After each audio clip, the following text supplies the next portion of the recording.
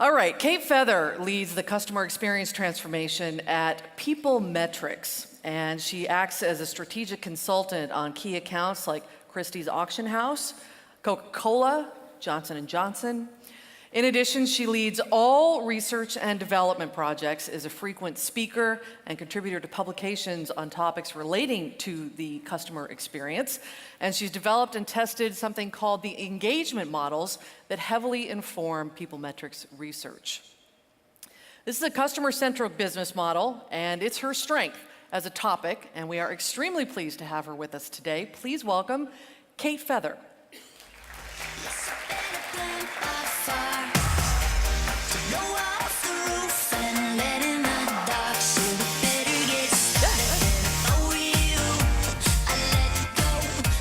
Good afternoon.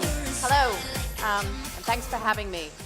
I have a bit of a downside in this business, that is that I spend all my time thinking about customer experience and looking at customer experience, and I go to these conferences and I speak at these conferences and I attend these conferences, and I'm always seeing the bad stuff, things that just aren't working well because I have this heightened awareness.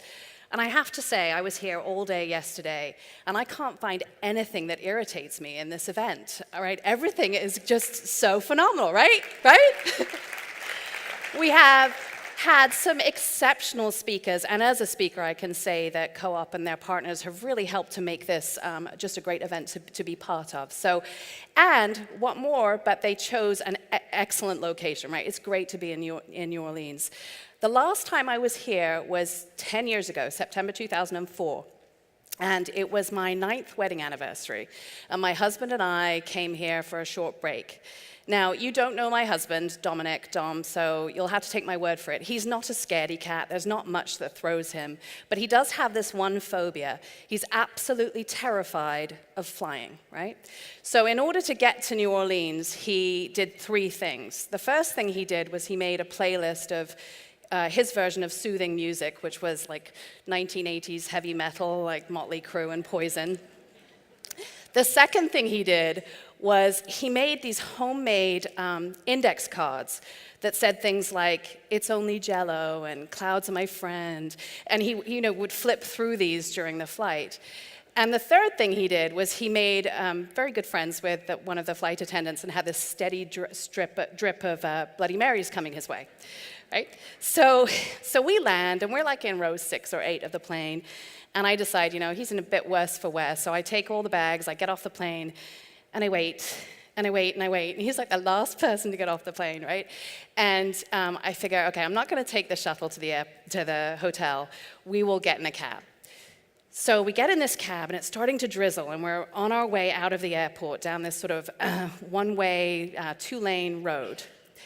And I watch, like as in slow motion, like they say, this gray minivan in front of me just flip and sort of park across these 2 lanes. And our cab just plows right into the side of this minivan. And I'm bracing myself, hands and legs in front of the driver's seat.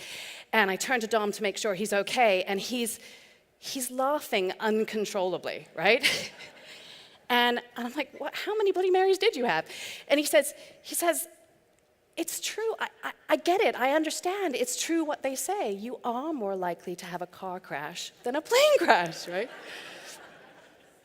So the theme for this afternoon is fearlessness, right? How can we be brave and bold and intrepid as we are faced with all of this change around us and this change in front of us? How can we remain relevant and focused on delivering value to our customers and not be afraid, right? So I want to ask you to do something for me right now. I want you to imagine that you are not in New Orleans in sunny May 2014. In actual fact, you are in London in 1838. So if anybody here is a Charles Dickens fan, this is the year that like Pickwick Papers came out, we had Oliver Twist, The Poor House, horse-drawn buses, and very rudimentary plumbing. All right, so are you there with me? Are we in 1838? In March of that year, a baby was born named William Henry Perkin. And William was the seventh son to a carpenter and his Scottish wife. And William was really lucky. Some would say William was #blessed. He had this kind of crazy aptitude for the arts. He could paint and he loved photography, but he was also this incredible scientist. So at the age of 15, his teacher suggested that he actually attend the Royal College of Chemistry in London, working under the auspices of one of the most famous chemists of that time, a chap called August Wilhelm von Hofmann. Okay? Now, at this time, chemistry was in its infancy, okay? So we sort of understood the atomic theory was okay, but we couldn't really separate the basic elements from components. And what Hofmann was trying to do was cure malaria. He was trying to synthesize quinine, right, which was the drug that was going to help to cure malaria. Right now, in 1838, or actually now we're in the 1850s, sorry, Hofmann, the only way to make quinine to cure malaria was from the bark of these trees in the Andes, right? Which made it very expensive, very difficult to make it happen. So his goal was to have lots of these students focused on trying to figure out how we can synthesize quinine.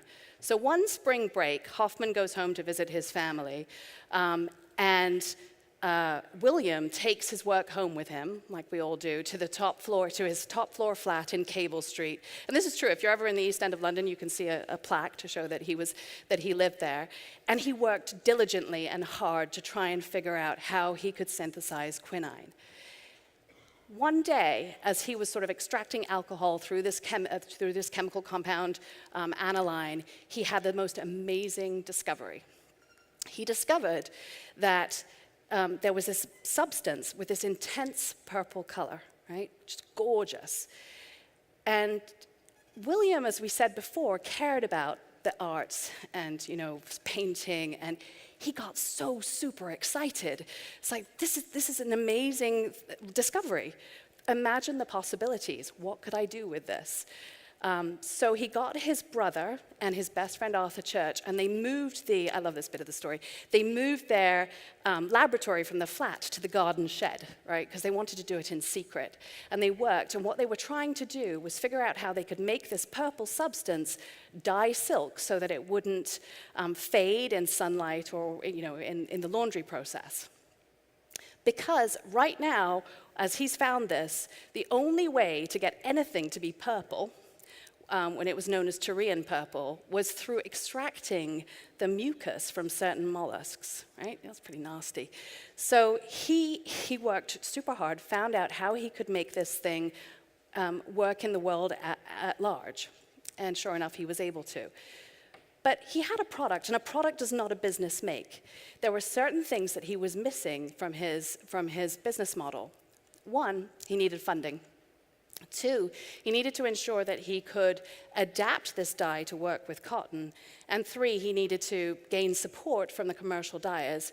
And finally, four, he needed customers. So while he'd been working in his garden shed with his brother, his dad's business in carpentry had done extremely well. And his father thought, you know what, I'll fund you guys. So funding, check. The next thing he did is he developed a mordant for cotton, which meant that this would actually work on dyeing cotton, which was an important textile at that time. So he adapted the dye. He then started to give advice and guidance to the commercial dyers, and he wrote about this. He put some thought leadership out there, and he gained their support. But he was left with this, last essential thing, which is who's going to buy this? Who are my customers? And at that point in time, something wonderful happened for William.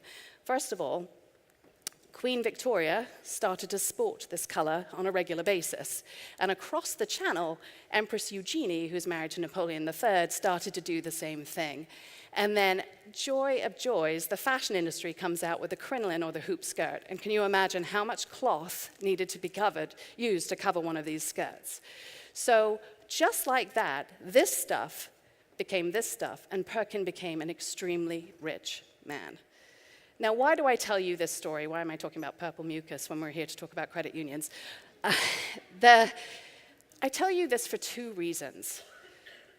Perkin had an openness to the possibilities, right? Had he been myopically focused on finding quinine, he never would have stopped to notice the movine, the purple substance. He would have missed it. And the second reason I tell you this is that you have to be aware of the period in time in which we are living. So for Perkin, it was, the Industrial Revolution, the age of manufacturing. All this stuff was happening with textile production, and it was a perfect time for his business to take off. Okay? But that's not the time that we're living in today. Since Perkin's time, we've been through a couple of other ages, right? We had the age of distribution. This is when global transportation systems came into play, and companies like Walmart and UPS came into existence. Then we moved into the age of information, and the dynamic forces there were things like, connected PCs, and the people who controlled the flow of information, like Comcast and Amazon and Google, they were the ones that grew up in that age. There are different dynamic forces at play throughout history that drive business growth. So today, what age are we in? Anybody? Come on, we're in the age of the customer, right? I mean, that's what we've been talking about this whole last few days, and it's certainly my bias. But we know today the only business model that's going to work is one that is customer-centric, one in which we are putting the member or the customer at the heart of our business and truly understanding what they need and want from us. Truly figuring out how we can deliver value and build an intimate relationship where they are going to talk about us to their friends and family and continue with their relationship with us. So I know this whole customer experience thing is probably a little baffling. When I talk to people about customer experience, there's a whole host of different definitions that people have. And so I thought I would just do a very quick 101 on customer experience. My favorite definition comes from what Joseph Pine II, many would say he is the founder of this movement, the customer experience movement. And there are two things in his quote that are really, really important for you all to take note of.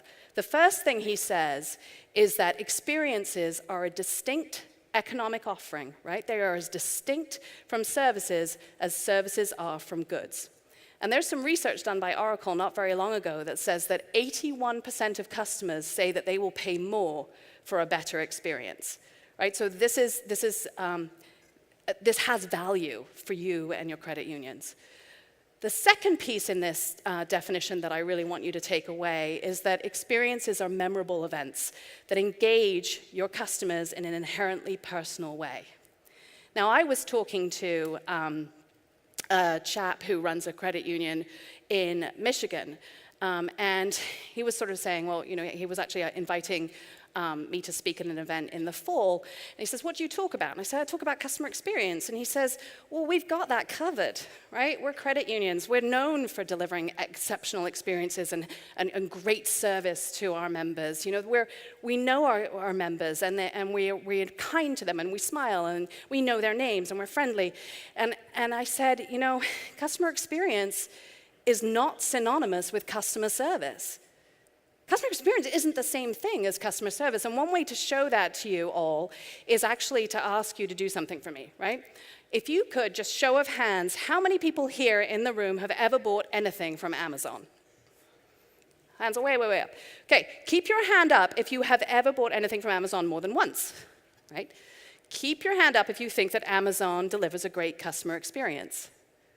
All right, keep your hand up if you've ever spoken to a customer service representative at Amazon.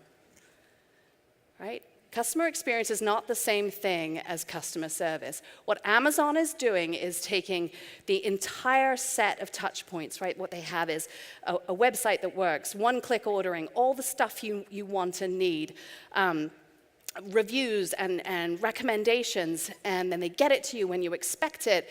And not only that, you trust them, right? They are one of the most trustable brands out there. Has anybody ever accidentally purchased the same book on their Kindle and had Amazon say, did you mean to do that? Like, how many businesses do that? Actually give up revenue in order to secure your loyalty and your trust. So this is what we mean by customer experience. It's so much more than customer service. In fact, there's a quote that I absolutely love that maybe you will take away from this session, which is that to say that customer, and actually this is kind of riffing on the talk from Cirque du Soleil yesterday, to say that customer experience is the same thing as customer service is like saying that the safety net is the trapeze act. It's a necessary part of the act, but if you've used it, something's gone wrong, right? Okay.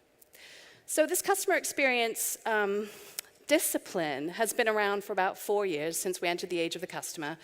And at PeopleMetrics, the company, my company, we focus on independent research around trends in customer experience. You know, what's going on in the world at large. Every year we run a study that looks at this. And last year we did a deep dive into the retail banking space. And we were fortunate enough to be able to get feedback from both executives as well as consumers of national, regional, and community institutions. And those community institutions were banks as well as credit unions.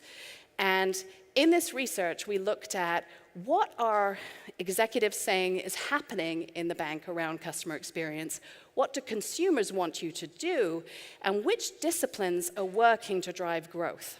Okay? So I'd like to start actually by asking you all to get out your apps.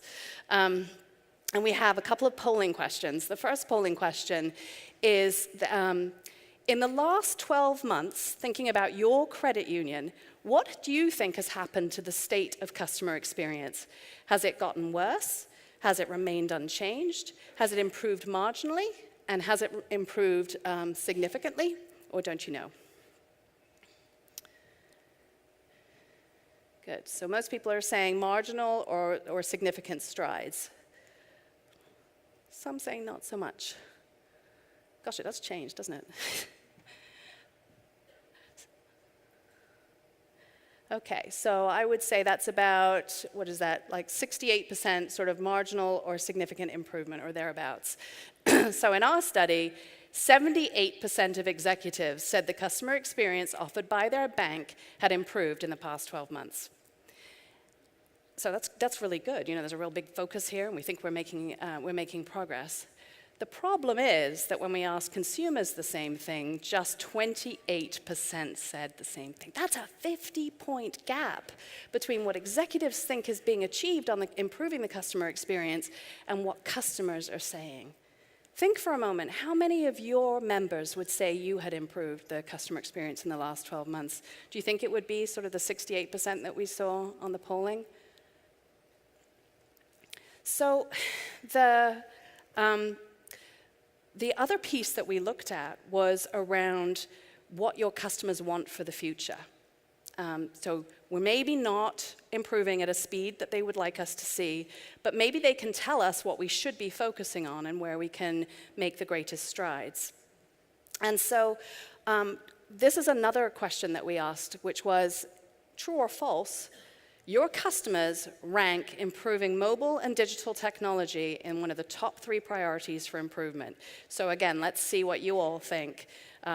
Did customers say that improving the technology was one of their top 3 areas for improvement from their bank? We can maybe see the results as they're coming through.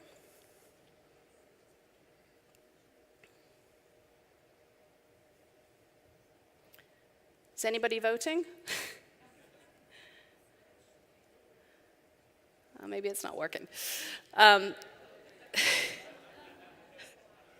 right, here we go.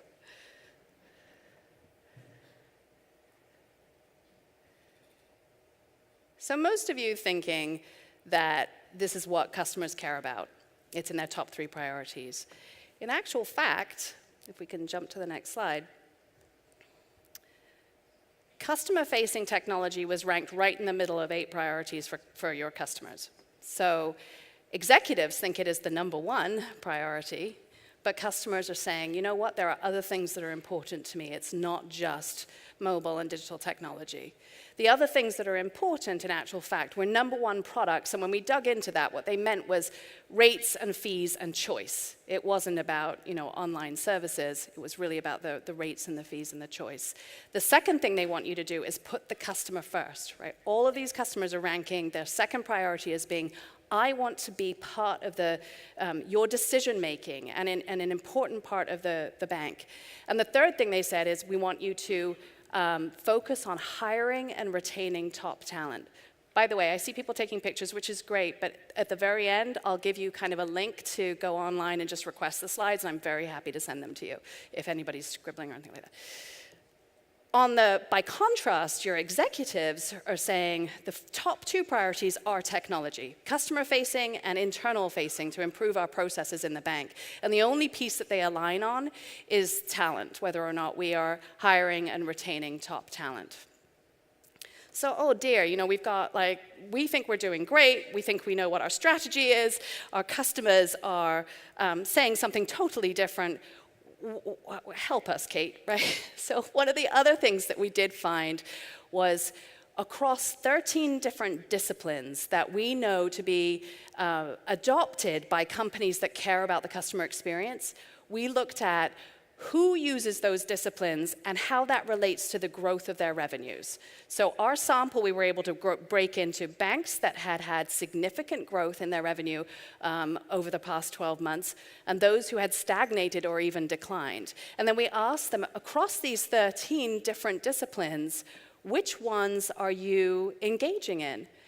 And those disciplines are things like setting strategy around the customer. We know what the vision is for our customer experience, down to sort of more tactical things like we recognize our people for doing great work for our customers. So it was a whole host of different elements that we see in companies that care about the customer experience.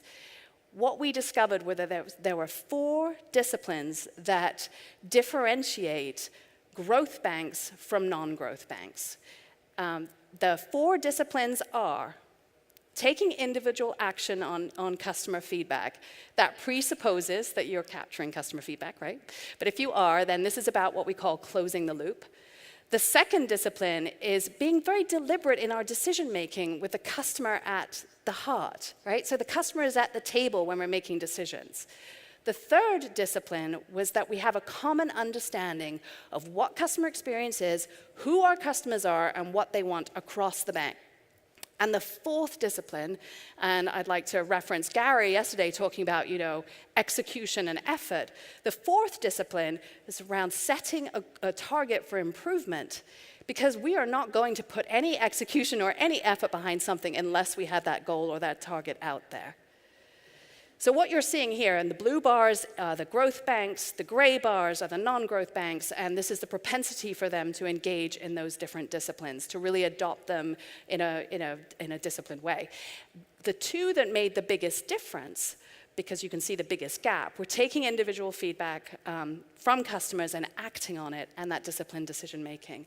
And I want to give you an example of a bank in Harrisburg, Philadelphia, Metro Bank, and they capture feedback from their customers after every experience, right? They go into the branch, they call the contact center, whatever it might be. They're capturing feedback, and this team of analysts trawled through all of this feedback, and they saw that they were getting a lot of complaints about the $1 charge to cover overdraft protection when you're sort of taking funds from one account and covering another. And so they went to their executives and they said, we're getting a lot of flack for this from our customers. What do you think? And they said, let's expunge it. Let's just get rid of it. We're customer-centric. They don't like it. And not only that, they went back to every one of those customers who had complained. They refunded them the dollar charge. They told them they were changing it. And that in itself just showed the customer that they were at the heart of the business, which is one of the things I said, put customer first, right? That's what they want. So that's one example of taking action on individual feedback. In terms of disciplined decision-making, one of the things that we advise the organizations we work with is to say, if you're going to differentiate on customer experience, which is the only thing you can do today, you need to have some guiding principles. You need to know what that experience needs to look like and apply it everywhere. So this bank, Movin', formerly Movin' Bank, has a series of online tools for personal financial management, like MoneyPath and MoneyPulse. But whenever they're designing anything, they say it has to be intuitive, easy, and helpful. And they go to their customers and they say, is this intuitive, easy, and helpful? And if it's not, they go back to the drawing board. They are not making any decision about, be it a personal management tool or a change in product, or if they had a branch network about closing a branch location, without considering the customer. Okay? So those are the two disciplines that really, truly make the difference. One of the things I promised I would do is outline 3 steps to how you today can become more customer-centric and thereby grow your businesses. And the first piece here is around customer understanding. What we mean is that you need to begin by truly getting inside the head and the heart of the customers or the members that you serve. Okay? It's very similar to what we heard yesterday, that people don't care about money. They care about the stuff that money can afford them, the stuff or the experiences. And that's where we need to get our heads, we need to understand that. We need to go beyond quinine and think Movine, right? The second step in this path is to fix what's broken.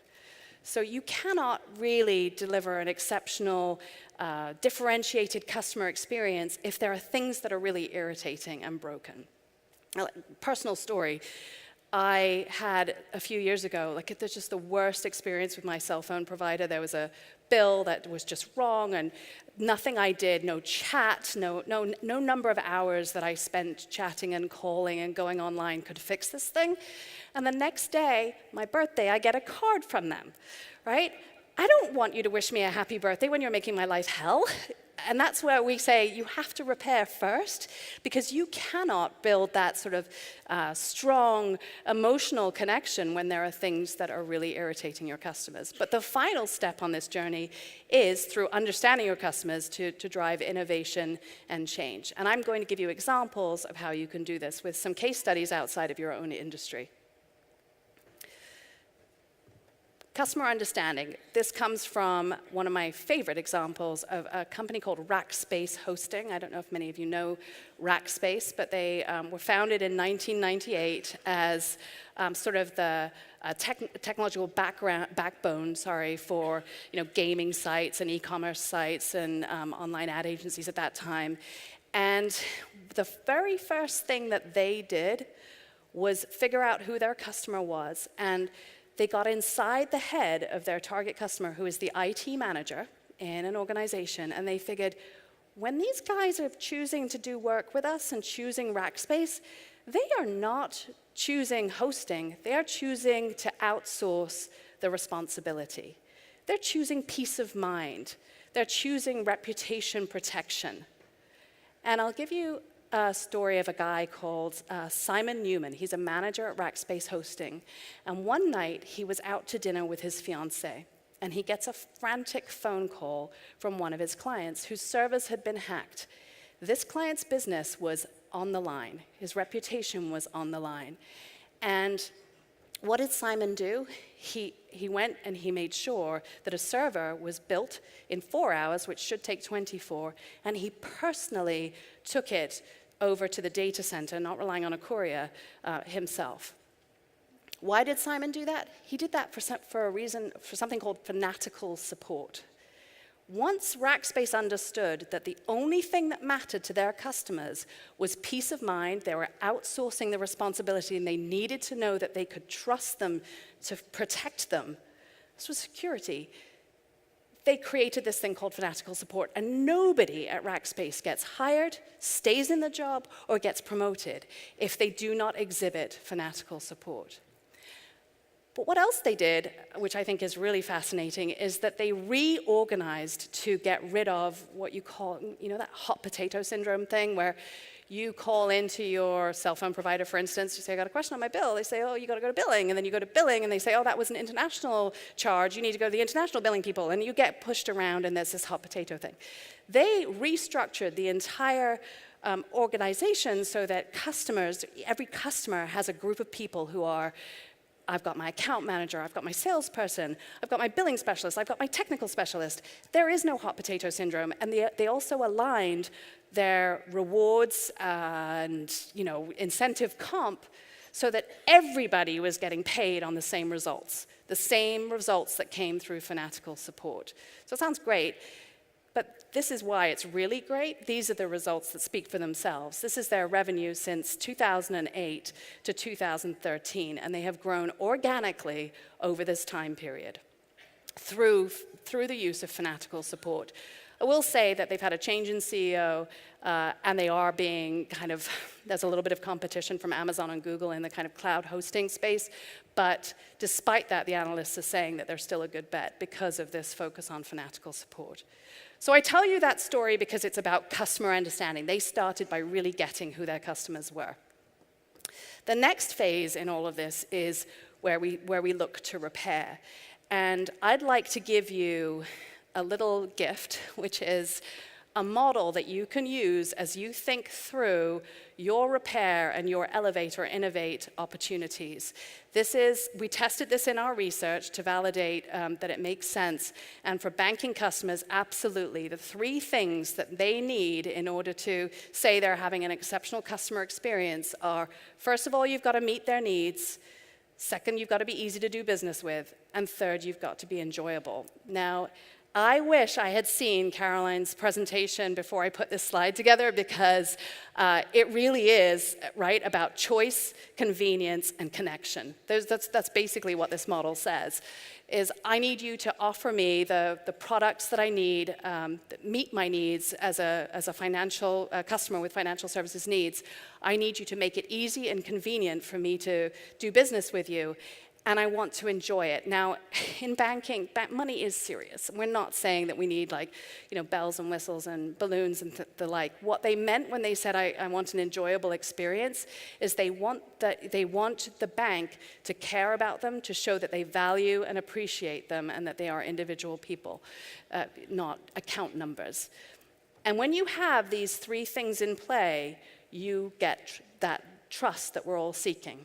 Right? These 3 things together will lead to them trusting you and create higher levels of loyalty and customer advocacy. In many ways, the bottom of this pyramid is where you need to focus to repair. If you are not meeting their essential needs, you probably are failing them in some way, and it's very hard to innovate. Once you get to delivering a more easy experience and a more enjoyable experience, that's where you can start to expand your thinking and look to innovate. So I'm going to tell you about repair and innovation through a story of a client of ours.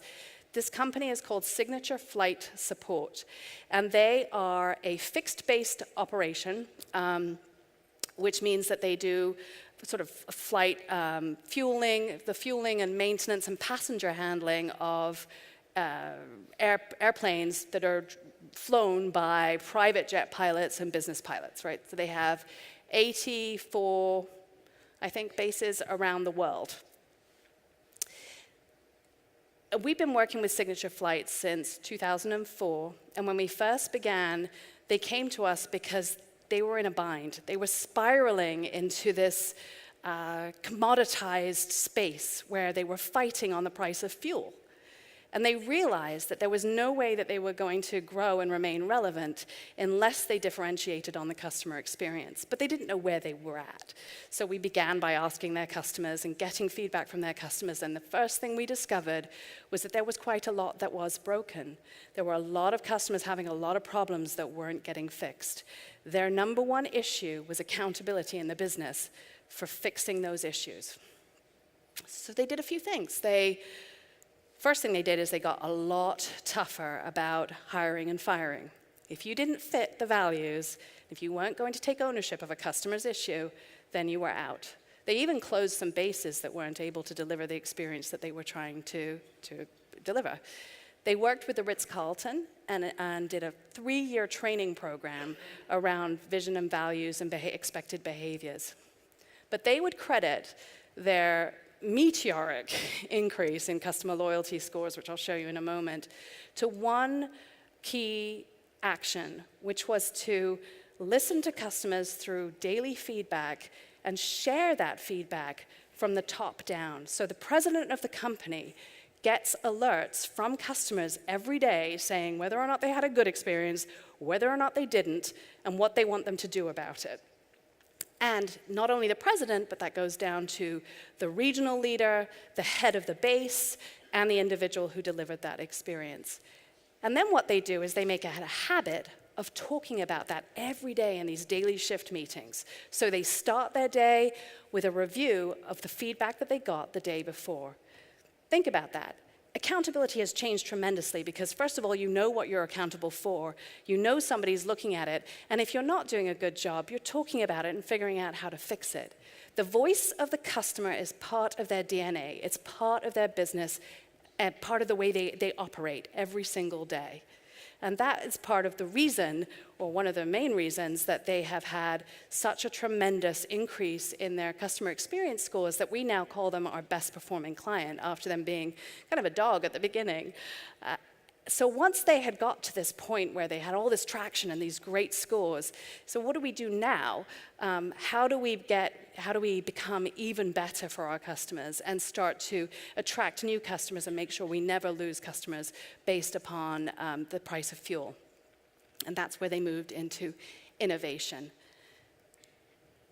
They looked at their customer and they said, they come in here, they park their plane, we fill it up, we take care of cleaning it, and they go off to do something else. But what happens to that customer before they get here?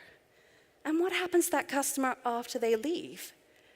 We've got to get inside the head of our customer and truly understand them. And what they realized was that it wasn't that easy for pilots to come into these fixed-based operations because they had to sort of communicate with the FBO and say, we're on our way, or we've had a delay, or whatever. And sometimes they would come and they wouldn't know, and there wouldn't be enough staff there, and things would fall apart. So they built like a flight tracking tool, which meant that the pilots didn't have to spend a lot of time thinking about how to communicate with Signature Flight because they knew when they were coming and they were ready with the right staff, ready with the things that they were expecting. They also, up until that point, had like homegrown customer relationship management systems. I spoke to one woman, she's a brand ambassador there. She just gets like, all of her customers love her. And I said, how do you do it? How do you do it? She said, well, I built my own like scrapbook of aviation terms and different planes so that I can talk to my customers when they come. I can connect with the pilots. And then I talked to another brand ambassador, and she says, well, I bought these little notepads, and I send thank you notes to my customers. They were doing it on their own back because this accountability and this training had been established, but there was no system to support that. So they innovated around that and have like a CRM system on steroids. But the piece that I think is the most powerful and interesting is when they looked at all the feedback they were getting from their customers and they talked to the people on the front line and they said, we get a lot of customers who come here, a lot of pilots landing who want a recommendation for a hotel. Wow, they're not just coming here to park their plane and get it fueled, they're going somewhere else. Let's build a hotel booking tool. They expanded the relationship, so now when a pilot lands, they have their whole itinerary. And this is a company that was built with like engineers and people who were into maintenance and maintaining airplanes. They were not people, and they were certainly not travel agents, but they looked at this relationship and they thought, what can we deliver that's different and sticky and is about the customer, not about what we think we're selling? And for Signature, just like Rackspace, the results have been phenomenal. We've seen a 25-point increase in their customer engagement or loyalty scores. We've seen 16,000 fewer problems.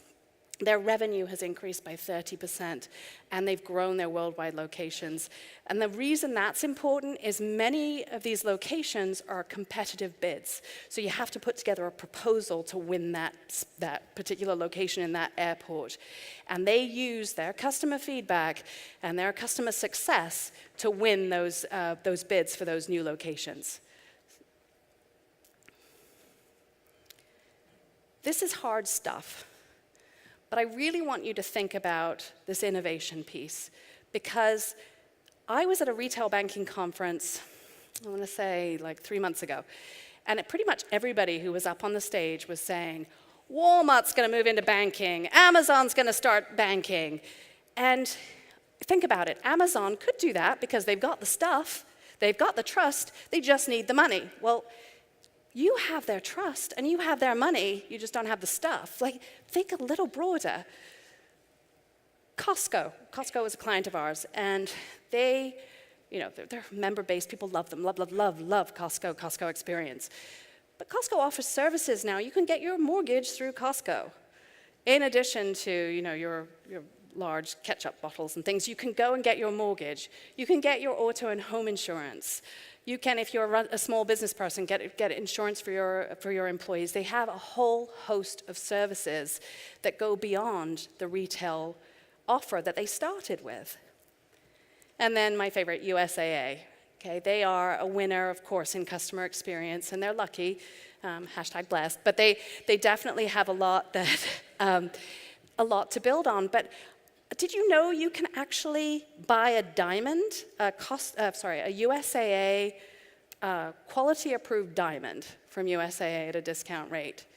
You can send flowers. You can book a rental car. How far have they gone with their offer to their customers or their members? If I want to move house, there's a rental search tool and a house search tool, and I can find a realtor that I can work with. This innovation piece is yours for the taking. Now, I realize that it probably doesn't feel that way because there's all this change, right?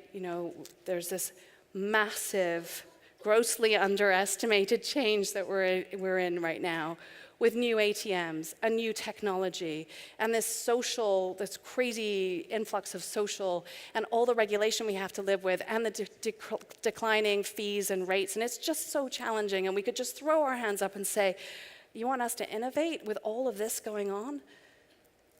So I'm here to tell you, back to our research, that this is yours for the taking. Remember we spoke to consumers of national, regional, and community banks? We asked them how likely they would be to recommend their bank. So that's the Net Promoter Score on a 0 to 10 scale. If you give a 9 or a 10, you're a promoter. If you're a detractor, you're giving a 0 to 6. And we subtracted one from the other, and you get a Net Promoter Score. The community bank or credit union Net Promoter Score is 5 times higher than that of the national banks. Okay? We also asked, and I think this is funny because it came up yesterday, but we really believe in customer love. We asked how many customers love their bank. 76% of community banks customers say that they love their bank versus half of national. And then going back to Joseph Pine, remember I said that Joseph Pine speaks to leaving an experience with this positive memory, not a neutral memory. Neutral's pretty bad too. Not a negative memory, but a positive memory. And when we look at how many customers say they leave their bank, then when they think about their bank, they think neutral or negative. Twice as many national bank customers say that it's a neutral or negative emotional reaction to the experience. And finally, back to my little gift to you with meet, sneeze, easy, enjoyable, or choice, convenience, and connection. You've got it. You've got it nailed. There's not much difference between you and the national banks when it comes to meeting needs and being easy to do business with. But when it comes to enjoyment, you're kicking butt. There's 15-point difference between you and the national banks. And that means you already have their trust. You've got it. It's yours. It's secure. So the theme here was fearlessness, right? And I hope that what I've helped to do is have you understand a little bit more about what it means to understand our customers.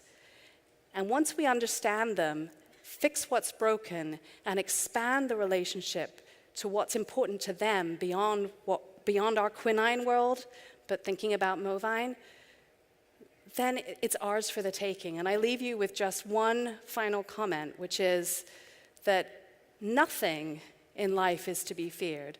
It is only to be understood. Thank you.